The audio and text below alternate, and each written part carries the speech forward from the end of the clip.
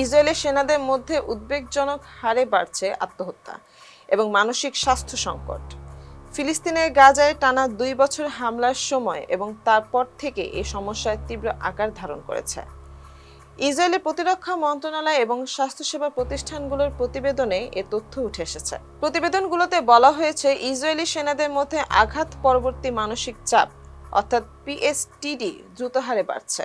2023 সালের 7 অক্টোবর ইসরায়েলে হামলা চালায় হামাস। এতে নিহত হন প্রায় 1200 জন। এরপর থেকে গাজায় টানা ও নির্বিচার হামলা শুরু করে ইসরায়েলি বাহিনী। 2025 সালের 10 অক্টোবর হামাস ও ইসরায়েলের মধ্যে যুদ্ধবিরতি কার্যকর হয়। গাজার স্বাস্থ্য মন্ত্রণালয়ের হিসাবে এ সময়ের মধ্যে 71,000-এর বেশি ফিলিস্তিনি নিহত হয়েছেন। ইসরায়েলি প্রতিরক্ষা মন্ত্রণালয়ের তথ্য অনুযায়ী 2023 সালের সেপ্টেম্বর থেকে ইসরায়েলি সেনাদের মধ্যে পিএসটিডির হার 40% বেড়েছে। ধারণা করা হচ্ছে 2028 সালের মধ্যে এই হার 180% পৌঁছাতে পারে।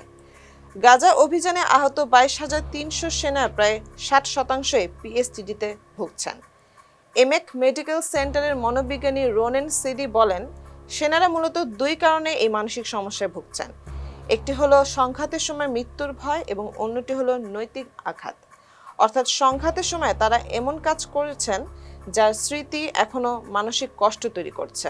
স্বাস্থ্যসেবা প্রতিষ্ঠান ম্যাকাভির 2025 সালে প্রতিবেদনে বলা হয়, চিকিৎসাধীন সেনাদের 39% মানসিক সহায়তা চাইছেন আর 26% চরম দুশ্চিন্তার কথা জানিয়েছেন।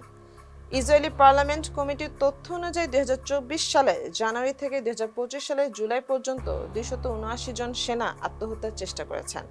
2024 সালে ইসরায়েলে যতজন আত্মহত্যা করেছেন তাদের 78%ই সংঘাতে অংশ নেওয়া সেনা। চিকিৎসা ও সহায়তা না বাড়ালে এই সংখ্যা আরও বাড়তে পারে বলে আশঙ্কা প্রকাশ করেছেন বিশেষজ্ঞরা। অন্যদিকে ইসরায়েলি হামলায় গাজার বেশিরভাগ এলাকা ধ্বংস হয়ে গেছে। 20 লাখের বেশি মানুষ বারবার বাস্তুচ্যুত হয়েছেন। খাবার, আশ্রয় ও চিকিৎসার চরম সংকটে রয়েছেন তারা। ফিলিস্তিনি চিকিৎসকদের মতে, দিনের পর দিন আতঙ্কের মধ্যে কাটানোর ফলে গাজার বাসিন্দারাও ভয়াবহ মানসিক আঘাতের শিকার হচ্ছেন।